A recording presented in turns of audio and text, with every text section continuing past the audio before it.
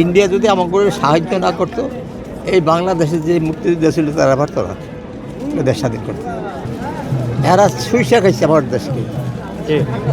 পাকিস্তানি 71 সালে আমি ছিলাম ঢাকা ক্যান্টনমেন্টে। এরা যত এমপি ছিল কেউই এই দেশের কথা কয়নি। একমাত্র শেরে বাংলা যে আছে এ কইছে, আর বঙ্গবন্ধু কইছে। বঙ্গবন্ধু এবং শের বাংলা এই দুইজন। শের বাংলার নামটা কেন হয়েছে? সেই বলছিল যখন এই দেশ বিভক্ত হয় যে ভারতের দিয়া দিলা যে ওয়েস্ট বেঙ্গল কাদের? আপনার দেশ স্বাধীন হয়েছে এখনো? পদ্মা সেতু, মেট্রো রেল এবং এলিভেটেড এক্সপ্রেসওয়ে নির্মাণের গর্বিত অংশীদার বসুন্ধরা সিমেন্ট। হয়েছে? সবাই তো শিক্ষিত লোক। আমরা দেখি ওয়েস্ট বেঙ্গল কি স্বাধীন হয়েছে? কেন হয় নাই? ওয়েস্ট বেঙ্গলের লিখিত দিয়া দিচ্ছে ভারতকে। কারা দিছে? পাকিস্তানিরা দিছে। আপনার গুজের বড় বন্ধু, আমার বন্ধু।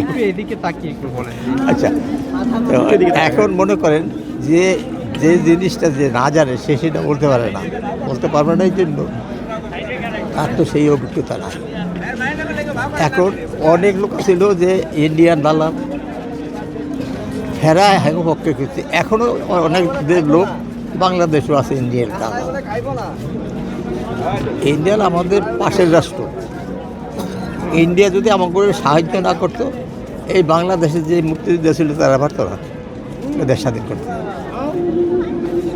একবারে খাওয়াইছে কেটা? ভারত। গোলা বরফ দিছে এটা ভারত, অস্ত্র দিছে কেটা? ভারত। সত্য কথা যদি কেউ বলতে পারেন তাহলে আমার সামনে বলেন যে না, এইটা ঠিক মিথ্যা না, 100% সত্য। এখন এই যে এই দেশটা স্বাধীনতা করছে, ভারত আমাকেও সাহায্য করছে, অস্ত্রপাতি সৈন্য সামর্থ্য দিয়ে ব্যাগটা দিয়ে সাহায্য করছে। এখানে আমাকে পাশের রাষ্ট্রের লোকে ভালো যারা লোক তারা চাইব কি জানেন? এদের লাগে সম্পর্ক রাখতে। একবার লাগে সম্পর্ক রাখে ভালো লোকে, খারাপ লোকে আরও খারাপ কাম করবে। সেই জন্য এই যে প্রশ্ন করছে যে এইটা এত ব্যবধান কেন হলো?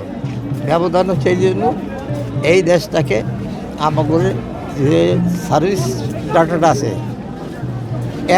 1% দিচ্ছে 100-র ভিতরে। 100 জনের লোক যদি যে কোনো চাকরি যাবে 1% পাবে, আর 99 ভারত পাকিস্তান। এরা সুইসা খাইছে আমার দেশকে। পাকিস্তানি আমি 1% ভর্তি। ওরা কইতে পারে যে তুমি না এলেও তো এই চাকরিটা আমরা পাইতাম। এক্সেন্ট কেমন মানুষ তারা? কত হয়েছে? একটি প্রশ্ন ছিল আমার